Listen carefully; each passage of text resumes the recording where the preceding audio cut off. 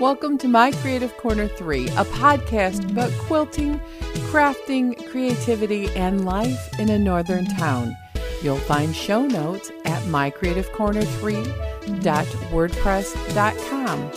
You can leave a comment, you can sign up for my patron site, you can purchase a virtual cup of coffee, or even sign up for the newsletter. Come back weekly and we'll chat. My name is Vicki, and welcome to the podcast.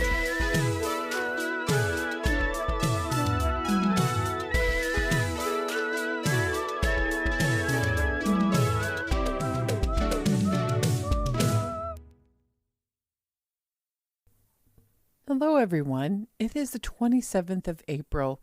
Can you believe it? The whole month has flown on by, and May is knocking on the door. Yeah, not here so much. It's not April weather. We haven't had many April showers. In fact, we had yesterday an April snow shower that accumulated snow on my car. Then it turned to rain, and there is still more snow on the ground. I really would like to have my garden finish with its springtime unfurling of the leaves and have the trees become filled with green leaves. It's not happening yet. My tulips stopped growing, of course, because it got cold. The leaves have not budded out. And yes, it looks like there may be a little bit of winter kill on the garden, even though we had a mild winter. I am just hoping, with fingers crossed, that things will continue to come up. I mean, we get snow like this all the time. So the plants that are here are hardy plants for this kind of weather. But what may have winter kill is, the cedar arborvitaes that we planted in the back. 3 of the 4 are bright yellow and not green at all. So if the 3 don't make it, we have plan B, which would be to buy more crabapple trees. And I've seen a few out there, but the more I look at those arborvitae, the more they don't look healthy. In fact, we had a little chat with the man who was in charge of the project last spring when they came and cut down all of the trees on the property line and that whole garden fiasco. So he was there checking on the property and scooping up leaves and doing some things on his side of the property line, and then started immediately in on critiquing the trees because they're yellow, telling my he's very elderly, bless his heart, but he comes stomping up through my garden, squashing things, and then trying to tell my husband we needed to fertilize the trees and doing all the things that the nursery told us not to do. So frustrating. But at the same time, I have to take a deep cleansing breath, and go, I'm not going to have to deal with him this year because that project is done and he will go on to do another project, hopefully. So as we sit here waiting for the weather to clear up and for the tree man, I call him the tree man, to cut down a few dead trees on the property line, I have lots of fairy garden stuff I would love to put out. I just have to wait for sunshine and warmer weather, and hopefully the plants will come up and I will know where to put the rest of the fairy garden things.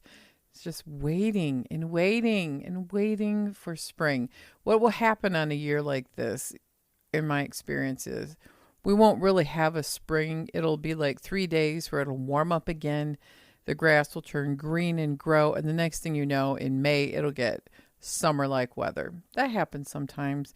Personally, I do like the cooler weather, but I miss the sunshine. I've been continuing to use my seasonal affective disorder lamp throughout April because we've had very little sun. And just about the time I think that it's time to pack it away, we have a week like we've had over the last week, which is gray and a little bit of snow, which is enough to make anyone feel seasonally affected by it, correct? So what have I been doing? I actually have been enjoying this idea that it is okay to slow down. So in the quilting department, I have finished one Dear Jane block. Yep, that was it over the last week. One completed Dear Jane block and about halfway on another one. If you're following along and have a Dear Jane, I'm working on C4 tic-tac-toe. I feel like I'm playing Battleship. Do you remember that game? Yes. So that's all of the quilting that I have done in the sewing department. Now, I am continuing on the 100 Hexes 100 days, and I'm making at least 7 a week, depending on how much fabric I have.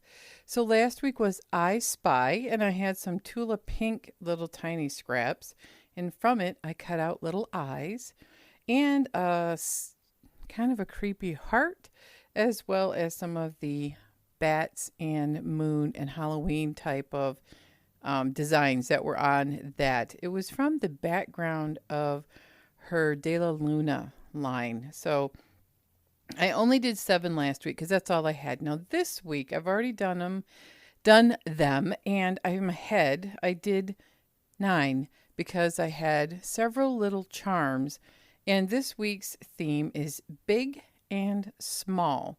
So I did some small little background motifs. I have little tiny trees and little tiny butterflies and waves, and the animals are big, like a panda.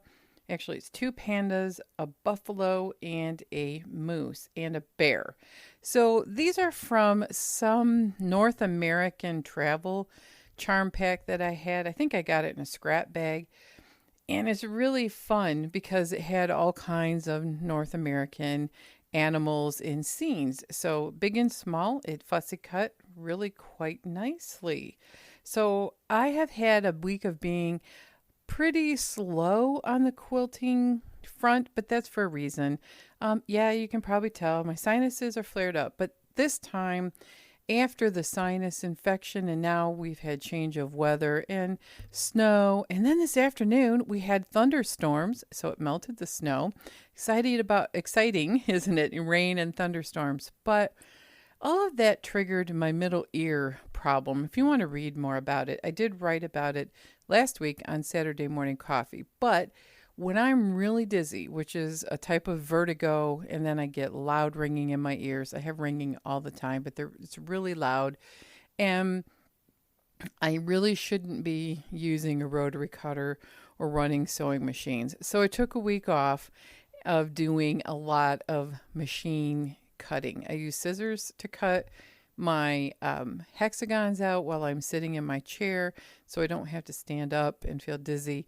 Did a little bit of hand sewing, and I think I completed 3 of the B hexagons that I've been working on, and I appliqued them onto the navy blue and gold dot, Swiss dot, mini dot background.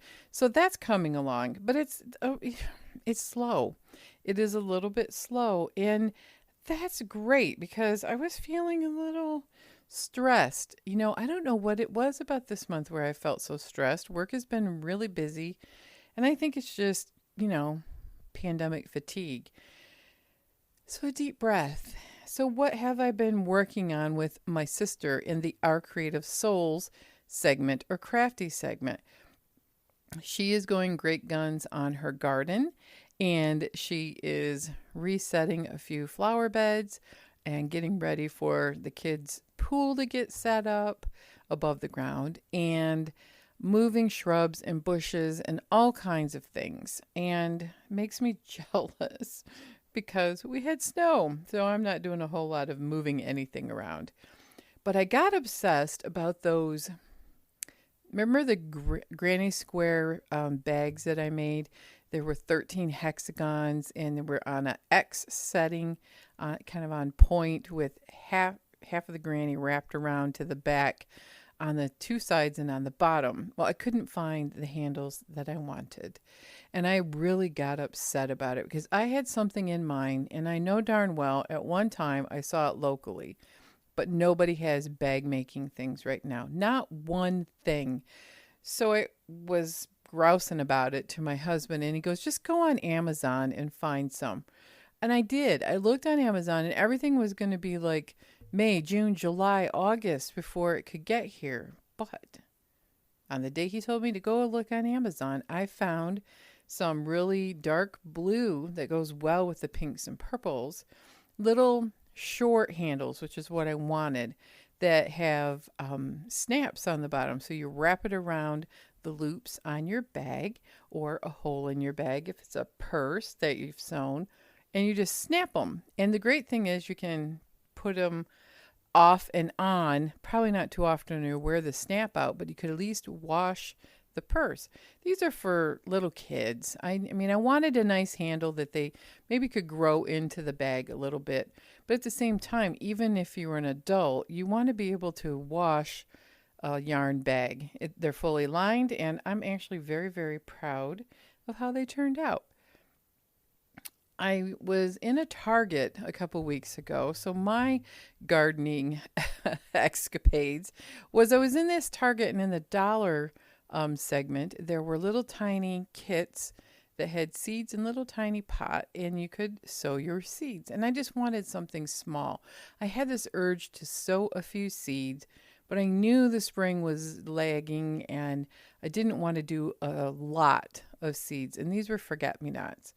They all sprouted. I even have a few seeds left over that when we plant our wildflower seeds, I will direct sow those into the ground. And I found a little, probably 1960s pink McCoy or Hull pottery planter that I have. And so the little seedlings, I have 5 of them. They're almost big enough to prick out of the little terracotta pot that's probably, it's like the size of a shot glass. And I have some potting soil, and I will put them in that cute little, just a rectangular shape, rectangle pot planter, and I will put them in there until they're big enough to go outside, which, you know, the rate we're going is going to be at least 3 weeks, maybe 4, before we can do any sowing of seeds or planting tender plants. So that was my plant experience. I laugh because when I watch my gardening show, there's a lot of things that they always go, and I sowed this from seed. And I'm like, oh, they make it sound so easy. And look at that beautiful, humongous plant. I really have had very poor results over the course of my life of trying to get a seedling to grow to full maturity. Now they'll sprout, but it's going from sprouting to putting them in the next level. That's usually when I have trouble. The other thing I did was I decided, since I wasn't doing a lot of sewing over the last week because my balance was off and I just was feeling a little out of it, I found some little rectangular shaped mini canvases. I think they're about 2 inches by 4 inches. And I have a chalk paint that I got a free sample of on a promotion a couple years ago. And I put a link in my Our Creative Souls blog post. And I'll try to put links to blog posts and things that I've talked about today in the show notes. And I painted them. And I didn't know what I wanted to do. I was thinking maybe doing a Cricut cutout to see if it would stick to the chalk paint. And I'll say I did an 8x10 flat canvas. It's not like a stretch canvas that you'd see art is flat. And I thought, I just don't feel like painting. I don't feel like trying to do any experiments with the acrylic paints. You have to stand, and my head would be bent over, and it just sounded horrible. So I let them dry, and I sat them on my workbench. And then it occurred to me, I had a bunch of stickers from With Mind and Heart that just came in the mail, and they fit the mini canvases beautifully. They are, oh my goodness, I thought I muted the microphone. No, I did not. Oh my gosh, I thought I just spent, 20 minutes talking to the air. Isn't that an awful feeling? So anyway, they're beautiful. They fit on, and it's a beautiful color palette with Renee's hand lettering, and it's so beautiful. One is Breathe. One sticker is Be Kind. One is Make Today a Good Day. And the other one is Hold On, Let Me Overthink This. Now, I have a mini easel that's made out of wood. You can get them at any craft store for like $1.99. And I thought, isn't that fun? I can put one of those on every day. 4 days a week at work. It would be a really cute little mini art installation for this. I have a really nice window ledge because, yeah, I think we're going back to the office in the next month, probably in June. Um, and in the meantime, they're at home on my little shelf, and these little mini works of art are super cute. I took the 8 by 10 flat canvas and decided, since I didn't want to paint, I cut out a couple designs. The first one was very intricate. I weeded it out, and it was a bee kind with a bee and flowers. But the transfer tape I got is too sticky, and it wrecked the vinyl. The vinyl gently sits on the paint, but it doesn't grab real tight. So I think as an experiment for the vinyl, I would probably want to paint it and then maybe use Mod Podge or something. It might grab better, but I need a different type of tape. I probably need a paper tape that's much like painter's tape, very low tack, to put it on painted canvas surfaces. So I did a simpler design that said "Be kind," and the bee got shredded. I was so mad. I was like, "Be kind, BEE," and no bumblebee. And it's not as intricate, so it's cute and it looks nice, but it's got more of a cutesy feel versus a adult fancy feel. Like it was a farmhouse style bee. Well, anyway, the one I did, I thought I'm going to salvage this, and I got the letters on, no problem. Once I just removed them one at a time and lined them up. It would have been better with a low tack transfer tape. And then I realized I had a bunch of hexagons that are not the right color for the bee hexagon quilt that I'm doing. One's like a sky blue with a sparkly bumblebee, and a couple of other colors that are more cartoonish type bees. And I put a couple different types of layouts with a couple different hexagons on my Facebook page, and ultimately, I decided to put, with the advice and votes of the people on my group, 3 hexagons, one in the corner and 2 on the sides that say "Be kind." But there's a big gap, like where a third hexagon might go, because once I got digging through my stuff, I had 2 gold colored bee charms, and they're, dimensional bumblebees. So they're flat on the back for like a charm bracelet or a necklace. And I hot glued all of that on there, and I thought, you know what? I saved it. It looks cute. It's great. It's another thing I could take to the office, or I can leave it at home, take it in and out with the seasonal stuff. And it was a great experiment. I wasn't feeling the greatest, but at the same time was feeling much better when I made this, but I wasn't up to trying any acrylic paint things. So that was my big experiment. And then I did a lot more doodling this week. I did a couple of funny doodles. One whole page that took me several meetings. I do them in morning meetings when there's a lot of talking and I don't have to be like looking at people, because I listen better when I'm doodling or doing something. So I saw a post where someone did all kinds of doodle trees, and I used that as inspiration, and I made probably 20, 25 little tree doodles that are all in funny little forms. Some are more mid-century inspired, some are modern, some are old-fashioned, some are like fairy gardens. Did a little banner at the bottom, it says trees with a bow. They're kind of cute. I'm kind of proud of it, actually. So that's on our Creative Souls. I'll try to put a picture. Just doodles. They're fun. Doodling really is fun. And I didn't feel like writing any words. For a while there, I was doing like lyrics from songs that were meaningful. And then I did another one that was just like feathers and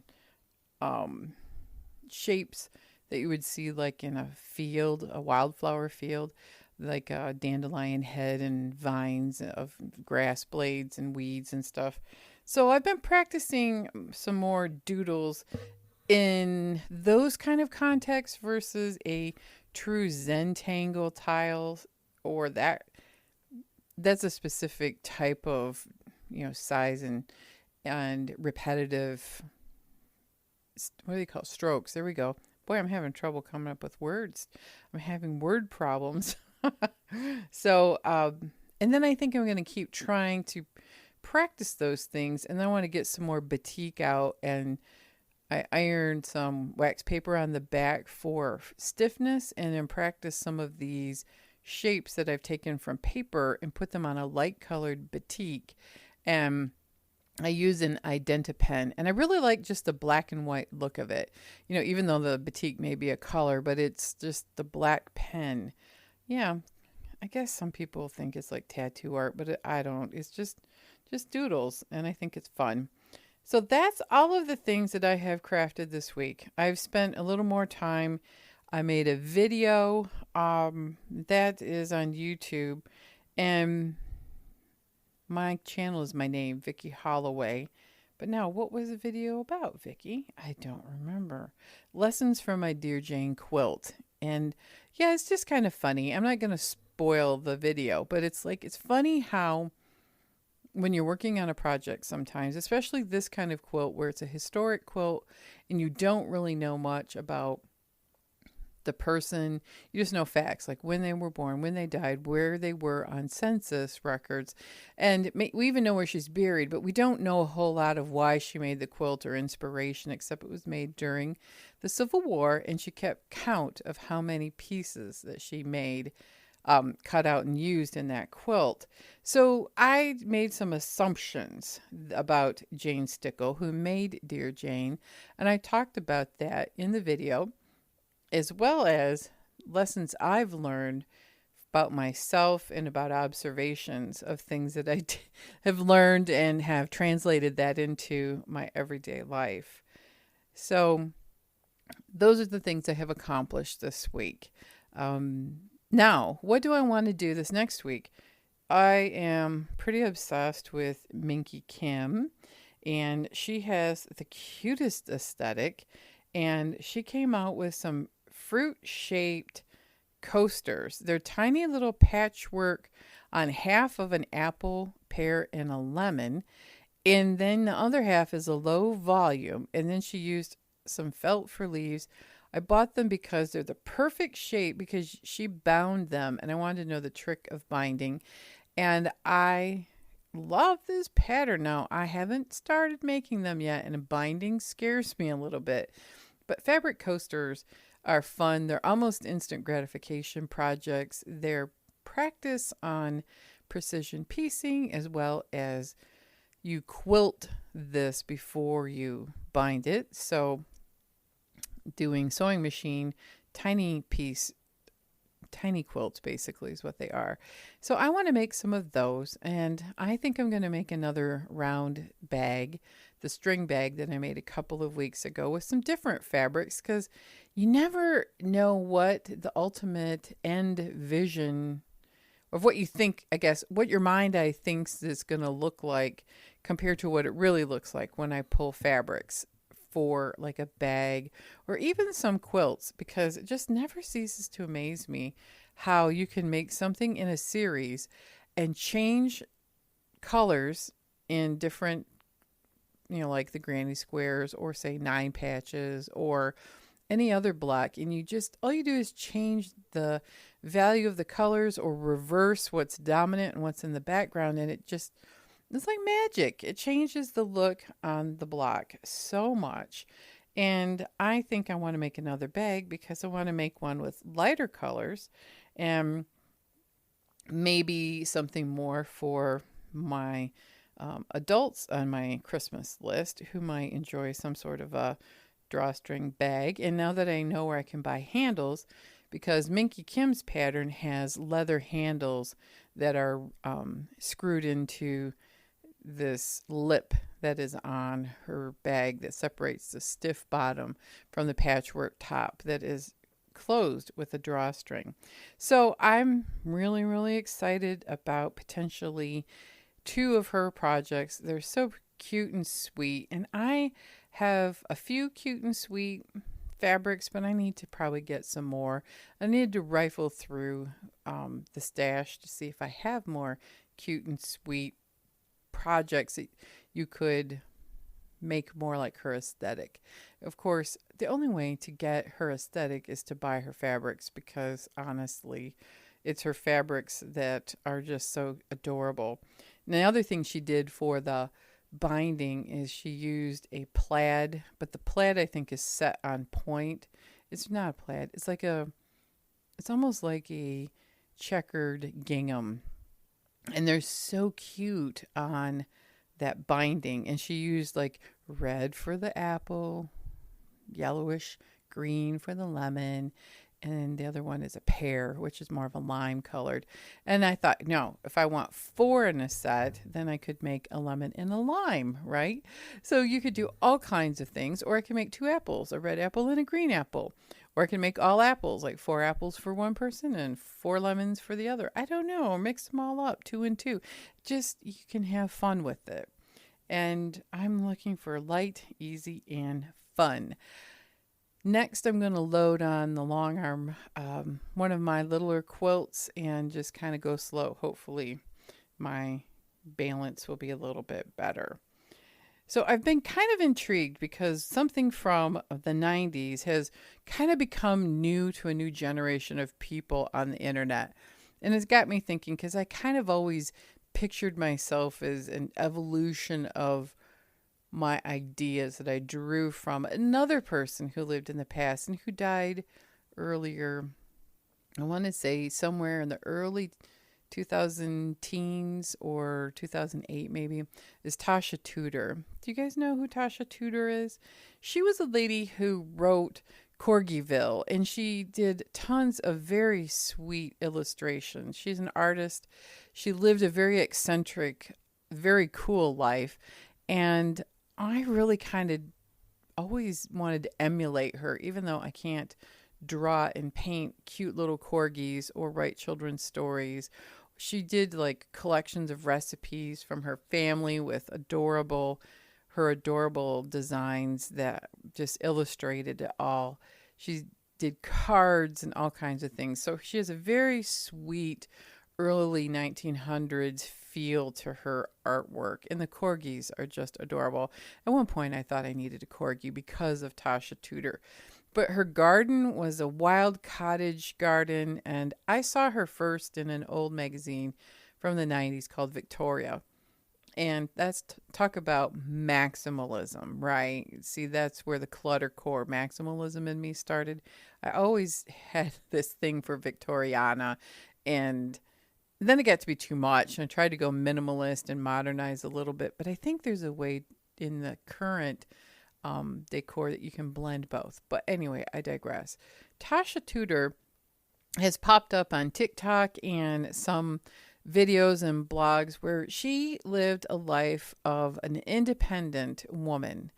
She dressed and lived her life like it was the early 19th century. And I read earlier today when I was reading up again about her that she loved 1830. Her house, she was married a couple of times. She has 4 children. They still run her home and garden. I know you can tour there and do some different things, of course, after the pandemic. And she had her house built as a replica of an old, probably 1780s style New England farmhouse. She dressed the part. When I was younger, I used to think it was like Laura Ingalls Wilder East Coast grandma type of lady. And she canned and she did everything by hand, like hand quilting, hand sewing. I don't know if she machine stitched her clothes. I don't even know if she had electricity in her house. Their kitchen sink, there was a hand pump. I don't know. Maybe she lived in, totally like someone from the early 19th century. And I don't know if they had electricity, maybe kerosene lamps, because everything showed her in natural daylight. And there was a book that she did kind of about herself. It was like a Meet Tasha Tudor. And it was all about how she created this alternate universe for herself. And I've always thought that, especially after my children grew up and left home, I live in a house that's over 100 years old. It's probably 100 to 120 years old. And it's very simple. And I have a few modern things in it, a whole host of Depression era things in it because I have a lot of Depression glass and glassware from the 20s and 30s and a china cabinet that looks really old. I have certain pieces of furniture that are older looking blended with my newer furniture in other rooms. And I've always tried to create this Hobbit Hobbitville, what was the name? The Shire. There we go. How the Shire meets Tasha Tudor.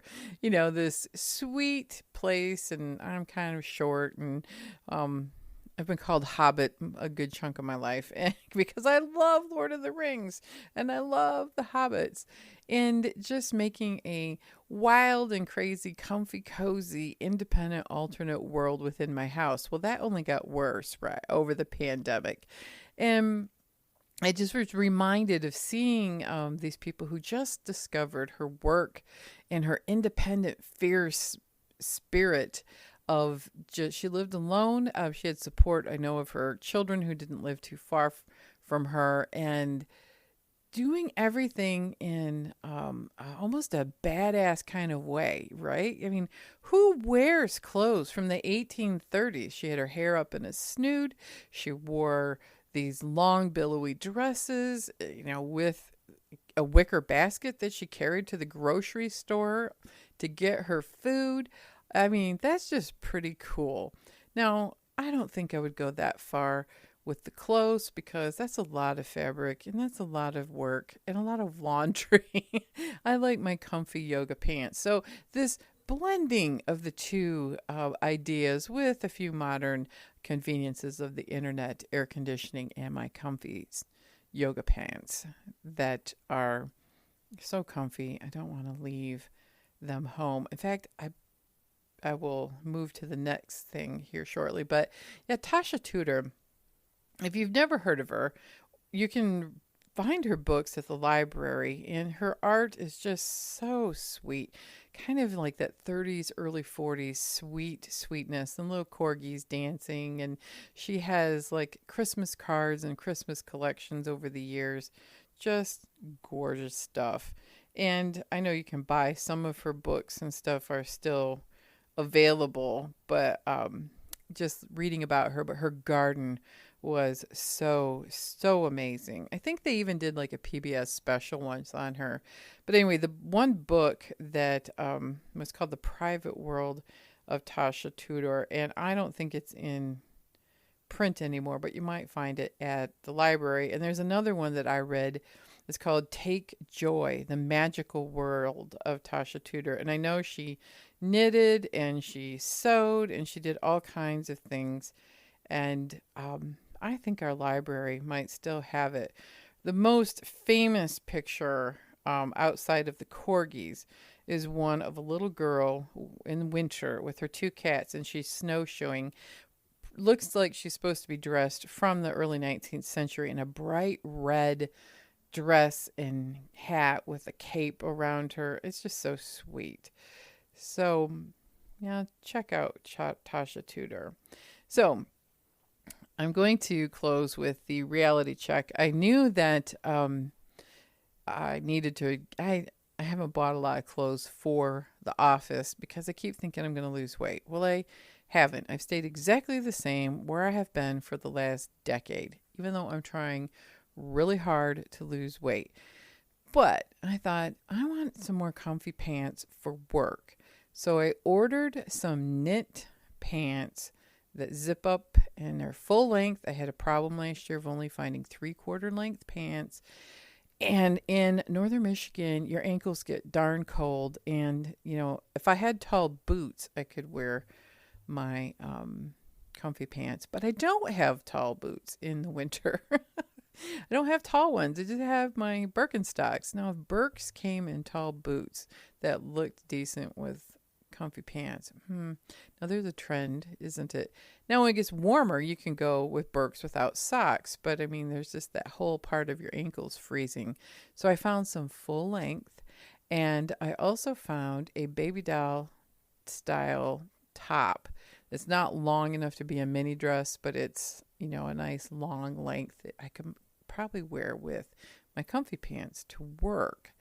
And as long as you have a really long top and you have it all covered, and I think it will be office appropriate.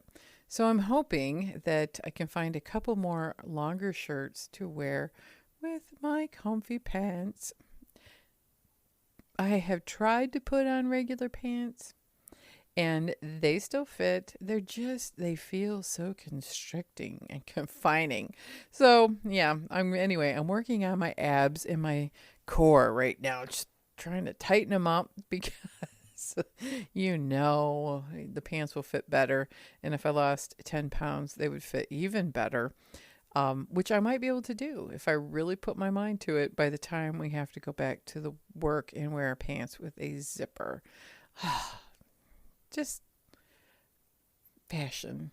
It's so ridiculous. I've also gotten very used to minimalist makeup again, and I think I'm going to go back to that and wearing my hair a little bit longer, and some days I can make it straight and some days I can let it curl. So I'm down to a 5 to 10 minute hair and makeup. I've been practicing the last couple weeks, trying to get used to wearing makeup again. Yeah, preparing myself for the inevitable that I will have to leave my alternate universe of comfy home with my Tasha Tudor and Shire-inspired home and garden. Yeah, it doesn't even look like that. It's just the feeling I get. It's a feeling that I get when I work on these kinds of things. And just know that, summer's coming. We had thunderstorms this afternoon with the snow that didn't want to melt this morning when I started this podcast. And I see green grass sprouting up and things are starting to grow a little bit. It's amazing how one warm day and a soaking rain can make all of the plants just really start to grow. And I'm really, really hoping I can transplant these forget-me-nots into that cute little pink planter.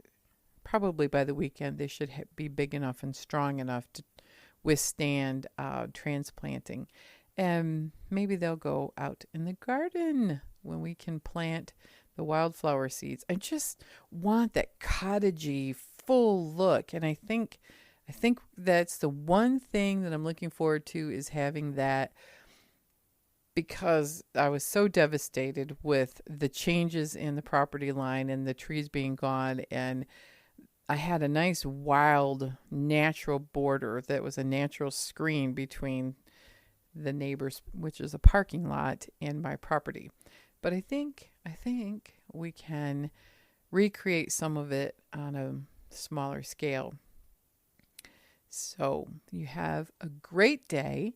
I hope that it's warm where you're at and the flowers are blooming. I'm still waiting for my spring bulbs. And I am working on focusing on be kind with my cute little bumblebee themed projects that I've worked on this week, as well as my affirmation sticker projects. They look beautiful on those mini canvases, and that is one good thing I'm going to take to the office. And I've already planned which houseplants are going back to the office and just all of the things. So I'm feeling stronger this week. So I've exercised and I'm working on getting things all ready for a nice relaxing evening. So I've got to do things like, supper and make sure I have towels for tomorrow. I'm ahead on clothes for the week being washed. No crisis management because that's up and down stairs. And I didn't want to do that last week. So I feel like I'm really, really in a great spot to just be able to work on my hand stitching tonight. Now, I forgot one thing that I am working on that I stalled out. Besides, dear Jane, can you believe I stalled out on something else? And that is a t-shirt quilt that someone dropped off. I went to high school with her and she actually works for the same company I do in a different county. But she had a collection of concert t-shirts.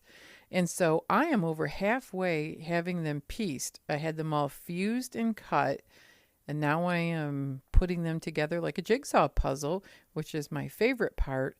and then I will get that long-armed, and I'm hoping that I can get that back to her before I hit the 1-year anniversary of when she dropped them off. I told her it was going to take several months, and she is in absolute no hurry. These are the kind of people I love to do quilts for, because some weeks, like last week, can't hurry.